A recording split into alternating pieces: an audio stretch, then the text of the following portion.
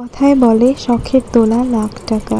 ঘরে বেসন নেই তো কি হয়েছে, বেগুনি কি খাবো না? অবশ্যই বেগুনি খেতে হবে এই রোজায়। তো কি করলাম, মুসুরির ডালের কিছু পরিমাণে মুসুরির ডাল নিয়ে ব্লেন্ডারে খুব সুন্দর মতো পেস্ট করে দই বানিয়ে নিয়েছি। তারপর সেখানে সামান্য খুব অল্প 1 থেকে 2 টেবিল চামচ আটা দিয়ে নিয়েছি, দিয়ে অন্যান্য মশলা দিয়ে মিশিয়ে খুব সুন্দর একটা দই তৈরি করে নিয়েছি, বেসনের দই।